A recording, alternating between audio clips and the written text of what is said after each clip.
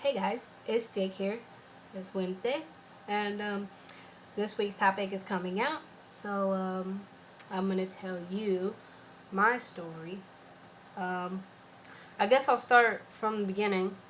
Um, Around 16, I came out to my mom as liking girls, and she kind of freaked out. And she thought it was a phase. She thought it was I was gonna get over it, and everyone mostly has the same not same experience, but their same, almost the same reactions as far as their people think it's a phase. They think um, they think you're like, you're some kind of, got some kind of depression problem to be that way. Um, what else? Like, just craziness. Like, you're sick in the head, you're mentally ill. There's something that's making you do that, a boy, or a whole bunch of other crap. So yeah, that's what I went through the first time. But they learned to accept it, and it wasn't really a big deal because I was with a boy at the time. And when we broke up, then that's when I was like, you know what? I'm just gonna be with a girl because that was what I was. Um, that's what I wanted actually. Because at the time, even though we broke up over something else, I was debating on whether to break up with him because that wasn't me, and I wanted to be with a girl. Um, at the time. So yeah.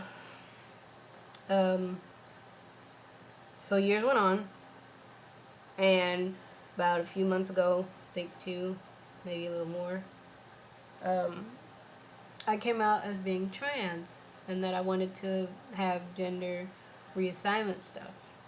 And my mom, she was laying down, and she just came home from work, and I waited for her to get all settled and stuff before I actually told her. So she was in there laying down, and I said, "Mom, can I talk to you for a minute?" And she went in there. Well, I went in there, and she sat up. And I was like, she was like, "What, Tiff?" And I was like, and then I told her I'm transgender, and I want to have gender reassignment surgery. And she just sat there for like a good 15 seconds in silence. And I was waiting for her to blow up and get pissed off and, you know, start saying things I don't agree with and stuff. But she actually was calmer than I expected. Actually, I expected the worst, really. Um, just to prepare myself, just in case the worst did happen, because I don't want that complete shock. I want to be like, well, I'm prepared for that. So she was like, well, make sure it's what you want to do, and it's gonna cost money, and it's gonna take time, and you can't, once you start, you can't go back, and it's unchangeable.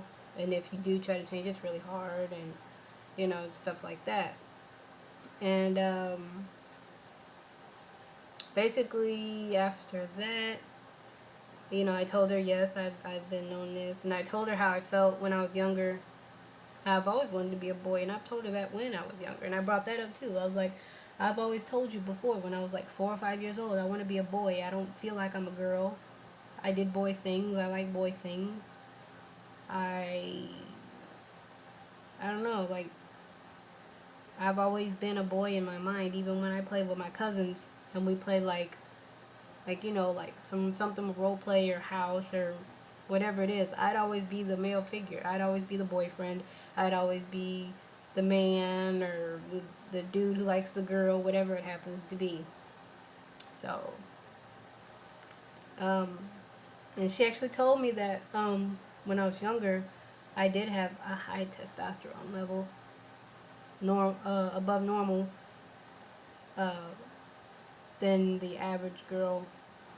So that kind of made me smile a bit because I was like, oh well, you see. But no, I know some women have very high T levels.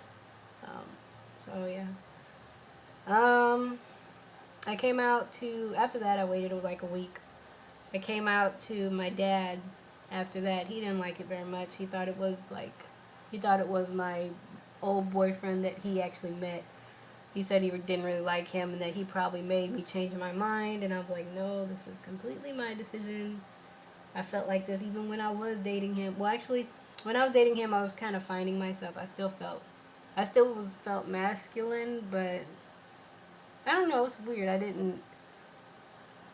I was happy with Daniel, but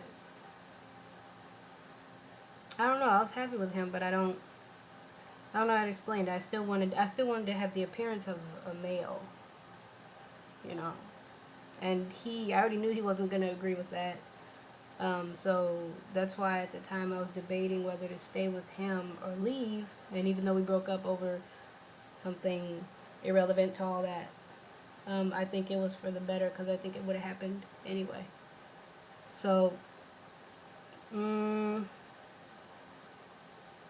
yeah, I came out to my dad and I expected him to disown me completely, but he didn't. He said, he said, let his side of the family engage with me if they want to. Yeah.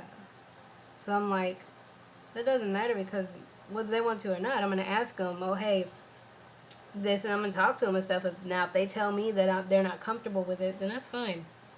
You know, it's their choice and everyone has their own opinions to things, but I can't stop them from not liking that.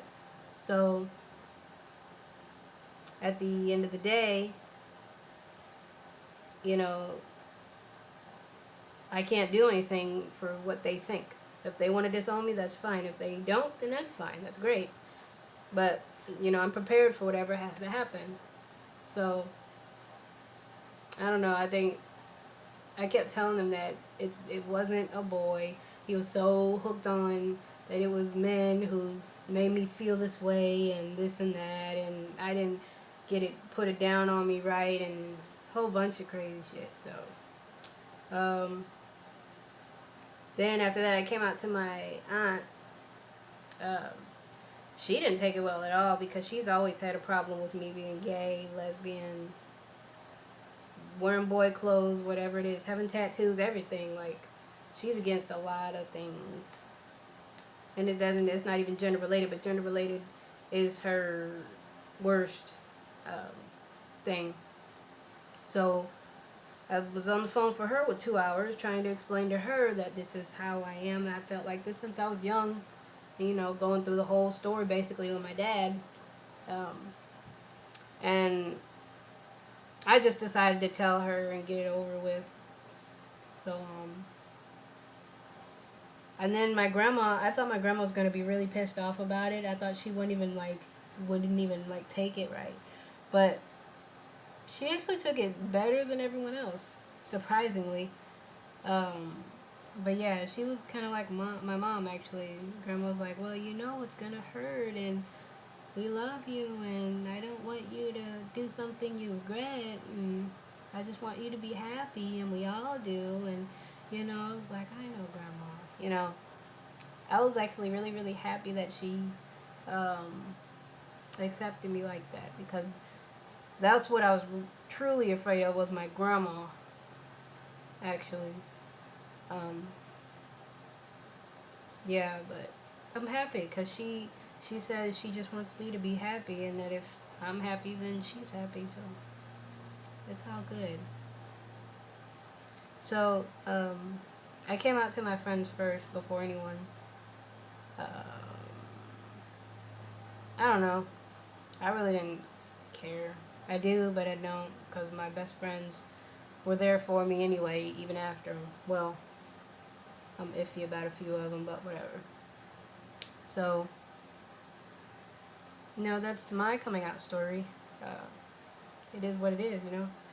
But what you have to do before, if you are watching this video and you haven't came out to your family, friends, whoever yet, and you're worried about it, you have to make sure that you are emotionally and mentally stable to do it, because you never know. You may think the person who's gonna sit there and be like, oh, that's awesome, yeah, I accept you, You know, they might be the person to say, "Oh, forget that. No, you can't talk to me anymore." You know, your best friends, your family, your closest relatives, your brothers, sisters, anyone and everyone can disown you because of your choice. And you have to be ready for that. So I don't want to tell you to expect them to do it, but you know that's what I did, just so there's no complete shock if it happens. You know. So that is my advice, and that is what I think, and my story about coming out. So I'll talk to you guys next Wednesday. All right, this is Jake signing off. Deuces.